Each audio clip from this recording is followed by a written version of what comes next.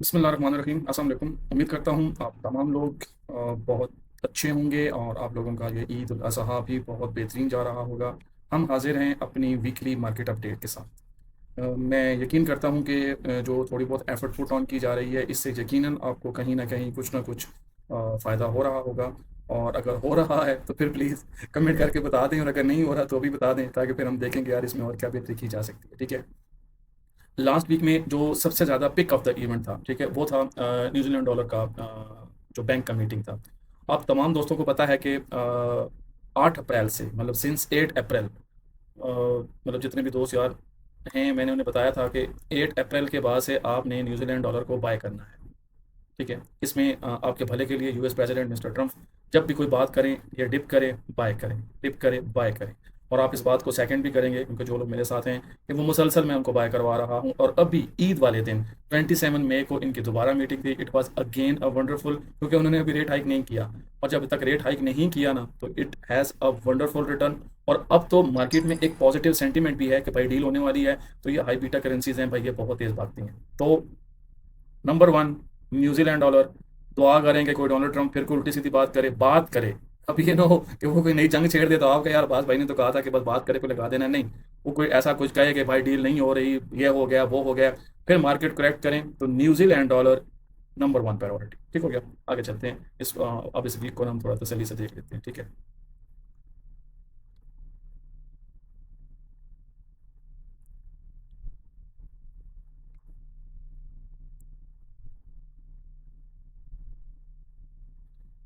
Okay जी। हाँ, अभी हम बात करेंगे यूएस 100 नेस्डैक के ऊपर, डॉलर इंडेक्स के ऊपर, फिर euro, pound, New Zealand, USD Japanese yen है, इसमें गोल्ड है, इसमें सिल्वर है, और इसमें क्रूड ऑयल है। सेंटीमेंट क्या है? सेंटीमेंट पॉजिटिव है। ठीक हो गया? ढेर सारी रिपोर्ट्स हैं कि भाई कहीं ना कोई डील का सीन हो चुका है। अब यूएस प्रेसिडेंट को फेस सेविंग चाहिए कि भाई बैरक ओबामा ने तो बहुत गंदी डील की थी और मैंने तो भाई जी फट्टे चक दिए हैं। तो ईरानियन जो है ना, वैसे आप तमाम दोस्तों को मैं कहूंगा कि भाई जब फ्री टाइम हो ना, तो ईरानियन जो लेगो मूवीज है ना, लेगो, वो छोटे छोटे जो कार्टून होते हैं, पपेट्स टाइप, यार वो देखें, कमाल है यार। नहीं, अगर नहीं देख रहे हैं ना, तो मेरा फेसबुक हैंडल देखते जाए, मैं ना उसके ऊपर वो शेयर करता रहता हूँ। उन्होंने कमाल उसकी बकरी बिठाई हुई है। ठीक है? तो अब उसको ना बचत के लिए चाहिए, और उसको बचत कोई दे नहीं रहा। तो हम अब देखते हैं कि आगे क्या होता है। ठीक है? और क्रूड ऑयल, आपको बताया था कि जब जब बातें होंगी तो सबसे ज़्यादा जो बढ़िया ट्रेड है वो क्रूड ऑयल में, ईरान सीज फायर डील। अब आप खुद देखें कि ये लास्ट वीक में 100 अबव था, और अब ये 85 से 90 के दरमियान में है। और जिन दोस्तों को क्रूड ऑयल ट्रेड करने का एक्सपीरियंस है, दैट्स अ वंडरफुल थिंग। बहुत पैसा बनता है इसके। ठीक हो गया? बहुत पैसा। अच्छा, लास्ट वीक में जो एक और इम्पोर्टेंट एलिमेंट था, ठीक है, वो था इसका कोर पीसीई का डाटा। कोर पीसीई के डाटा के ऊपर मैं थोड़ी सी बात करता हूँ। देखें, फेडरल रिजर्व जो कि यूएस का मरकजी बैंक है, उसका जो प्रेफरेबल गेज होता है ना, वो ये पीसीई का डाटा होता है, जिसको ना पर्सनल कंजम्पशन एक्सपेंडिचर कहते हैं। थर्सडे वाले दिन ये दोनों चीज़ें बड़ी खूबसूरत तरीके से प्ले हुई हैं। और याद रख लें, वो मूव बहुत ही अच्छी होती है जहाँ सेंटीमेंट मैक्रोज के साथ अलाइन हो जाए। वहाँ वॉलेटाइल किस्म की मूव आती है, जो आपने गोल्ड में थर्सडे वाले दिन देखी होगी। टिप था, मार्केट उठी, दरमियान में से ईरानियन डील की बात आई, सेंटीमेंट पॉजिटिव हुआ, फिर पीसीई का डाटा पॉजिटिव आ गया। That was a wonderful wonderful trade. So इन चीज़ों को अपने पास लिखें, नोट करें, ये आपको लाइफ में काम आएंगी। क्यों? क्योंकि पीसीई भी मंथली डाटा है भाई। ठीक है? अच्छा, मैक्रो बैकड्रॉप की थोड़ी सी हेडलाइन बता दूं आपको। हेडलाइन क्या है? US Iran tentative 60 day cease fire, Trump yet not signed. लेकिन अच्छा, मजे की बात है, अब मैं ये बता दूं आपको कि आप लोग ये मत समझना कि जिस दिन साइन होगा कोई बड़ी मूव होगी। सिर्फ ये बातें हुई हैं, और अभी तक दरमियान में हल्के फुल्के हमले भी हो रहे हैं। क्रूड ऑयल 17% करेक्ट हो चुका है। ठीक हो गया? आगे चलते हैं। डॉलर अब ऊपर अभी नहीं जा रहा, अभी रुका हुआ है। इसको अब नया कैटलिस्ट चाहिए, जो कि मुझे नहीं लगता कि जून की एफओएमसी से पहले इसको मिलेगा। ठीक हो गया? जो वॉर प्रीमियम है वो खत्म होने वाला है। इट मीन्स कि ये थोड़ा बहुत नीचे आएगा। ठीक है? फेड अभी तक तो है, अभी तक चांसेस हैं कि ये दिसंबर में रेट हाइक करेंगे। बट अगर ये कोई डील वगैरह हो गई और कोई मसला नहीं होता, तो इट माइट पॉसिबल कि ये रेट हाइक वाला मामला खत्म हो जाए। ठीक है? तो डॉलर अभी थोड़ा सा सॉफ्ट लग रहा है, लेकिन आपको पता है कि नेक्स्ट वीक में जो की डाटा है वो एनएफपी का है। तो उसको हम ना डिटेल से, बल्कि मैं थोड़ा सा ना पहले कैलेंडर पे भी आ जाऊँ। Just a minute.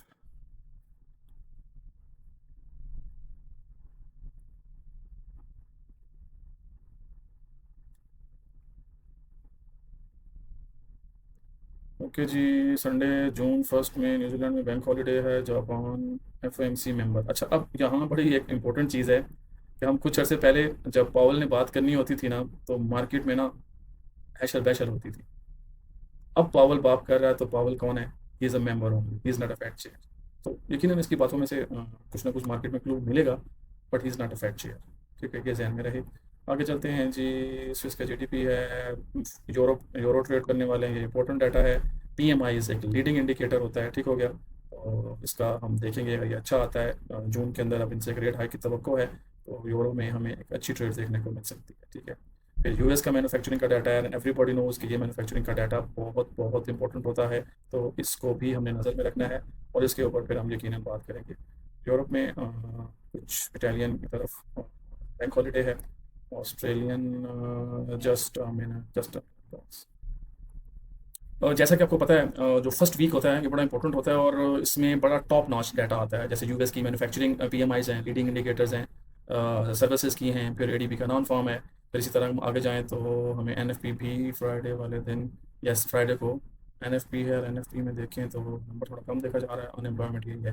तो ये आपको पता है फाइनेंशियल कैलेंडर अपनी ज़ात में जो है ना, वो एक एंकर का रोल प्ले करता है। एंकर समझते हैं आप लोग? एंकर तो नेवी के जो शिप्स होते हैं उनमें किस तरह का बना होता है, ऐसे ऐसे करके शायद ऐसे anchor, ठीक है। तो या मैग्नेट कह लें आप, मतलब मैग्नेट का रोल प्ले करता है। ठीक है, तो इम्पोर्टेंट वीक है, मज़ेदार वीक है, बेहतरीन किस्म की ट्रेड डेवलपमेंट्स होंगी। तो हमने इनमें ना तमाम इंस्ट्रूमेंट्स के ऊपर बात करना, तो वो ना वीडियो की लेंथ बहुत बढ़ जाती है, तो छोटे छोटे जो पॉइंट्स हैं उनके ऊपर बात कर लेते हैं। अभी भी जो मैक्रो बैकड्रॉप रहेगा वो स्टिल यूएस ईरान वॉर का टॉपिक रहेगा। उसके अंदर कोई भी न्यूज़ पॉजिटिव डील के लिए है तो उसका पॉजिटिव इम्पैक्ट होना है, नेगेटिव है तो वो नेगेटिव इम्पैक्ट होगा। ये डील हो जाती है तो फिर मार्केट जो है ना वो अपनी बेसिक्स पे आना शुरू करेगी। अभी आप कह सकते हैं कि स्टिल हम लोग वॉर वाली न्यूज़ के साथ ही अटैच रहेंगे। ठीक है, क्योंकि अभी तक प्रॉपरली डील साइन नहीं हुई। इट माइट पॉसिबल, अभी टाइम है, कल संडे है, और आगे किस तरह की डेवलपमेंट होती है तो उसको आपने नज़र में रखना है। ठीक है, आगे चलते हैं जी।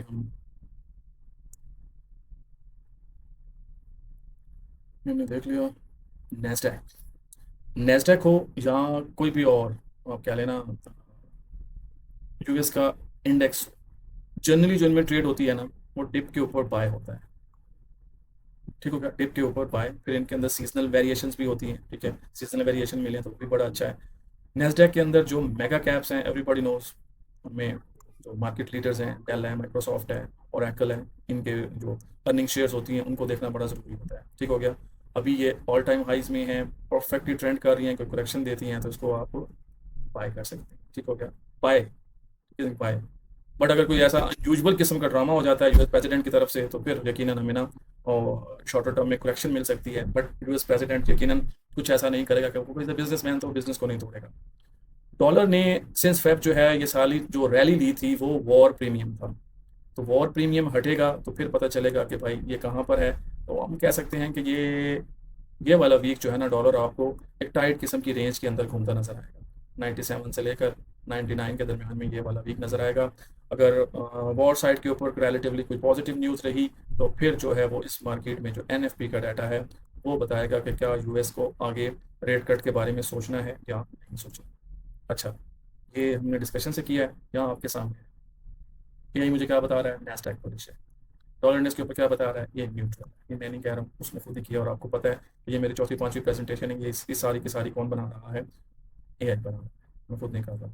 और अभी तो जो गूगल ने एक नया अपनी जो अपलिफ्ट किया अपने एआई को, तो यार उसने भी हैरान कौन कमाल कर दिया है। उसके ऊपर भी एक छोटा सा पहले अभी शॉर्ट्स बनाऊंगा, फिर आपको उसको बताऊंगा कि किस तरीके से गूगल का जो है वो एंटी और गूगल स्पार्क और गूगल फ्लो और क्या कुछ नया आ चुका है। क्योंकि हम जहाँ सोच रहे होते हैं चीज़ें नई आ चुकी होती हैं। कोशिश करें कि एआई को अपनी ज़िंदगी का हिस्सा बनाएं। क्यों? क्योंकि आने वाले टाइम में वही बच पाएगा कि जिसको एआई आती होगी। ठीक है, अब फिर यहाँ ये आपके सामने है। मतलब पहला क्या है, यूरो यूएसडी। यूरो यूएसडी के ऊपर क्या कॉल है, कॉन्शियसली बुलिश। पाउंड यूएसडी क्या है, पाउंड यूएसडी बुलिश है। तो मतलब है कि दोनों ही बुलिश हैं। करेक्शन आती है आप बुलिश इसके अंदर देख सकते हैं। ठीक है, फिर डिफरेंट मेथड्स हैं, आपको पता है कि मैंने इनको क्या क्या मेथड दिए हुए हैं।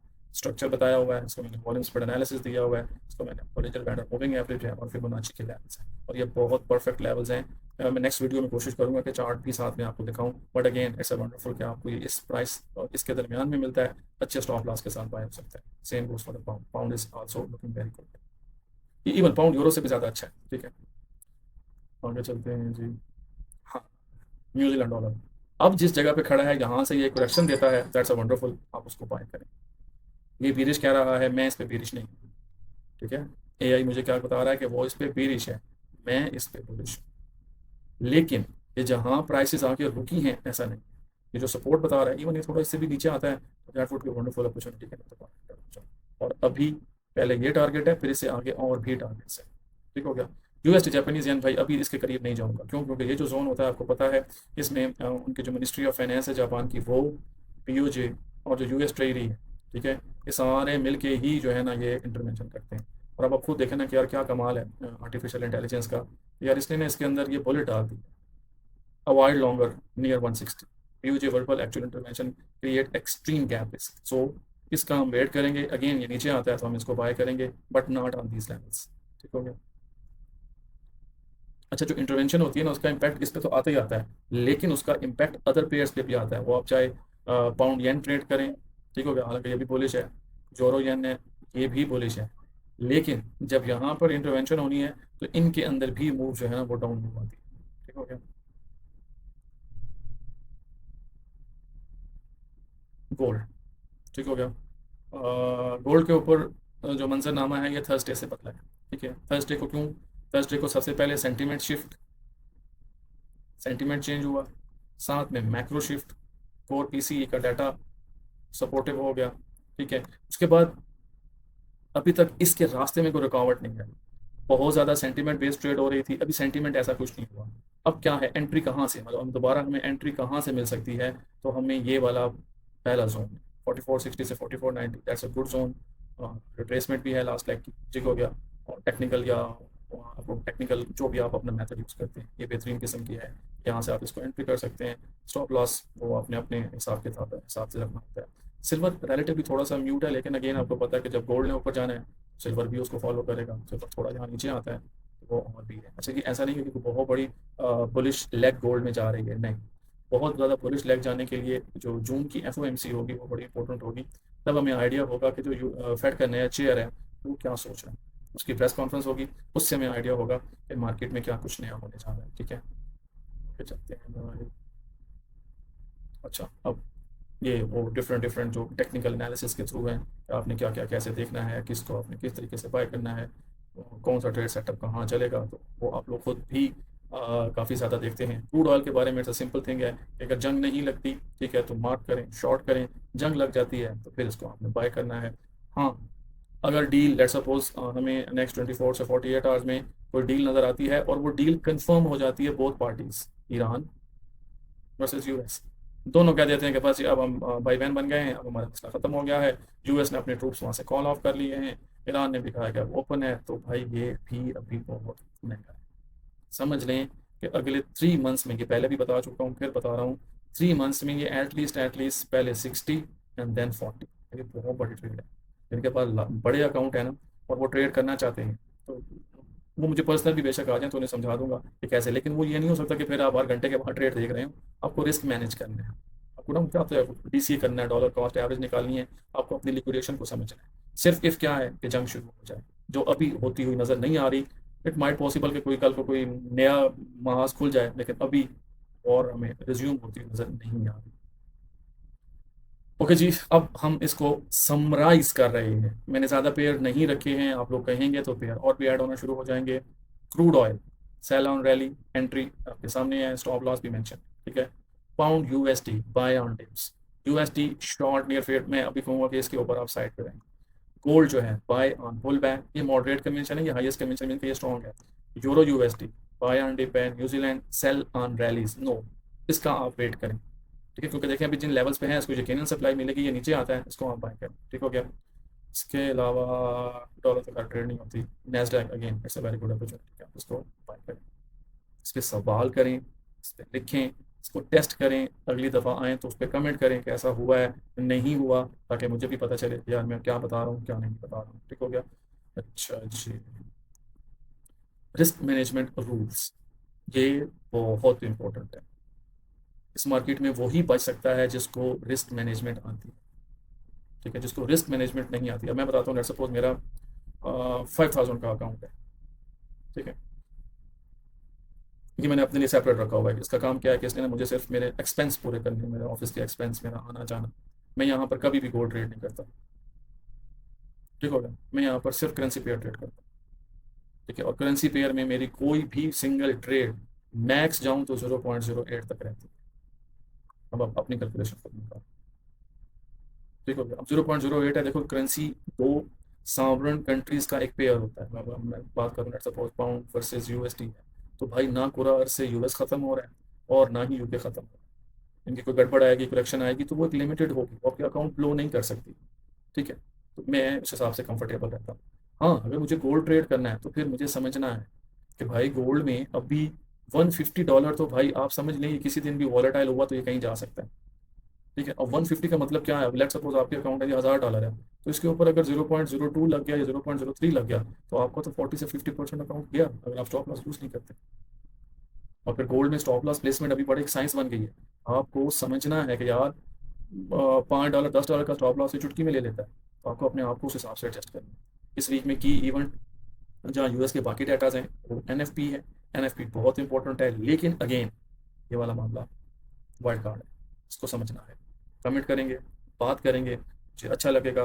मैं कोशिश करूंगा कि इसको और, क्योंकि अभी देखें, अभी मैंने सिर्फ इन पॉइंट को डिस्कस किया है। अब मैं यहाँ एक एक का चार्ट भी लेना शुरू कर दूँ ना, तो ये 20 मिनट प्लस हो गए हैं।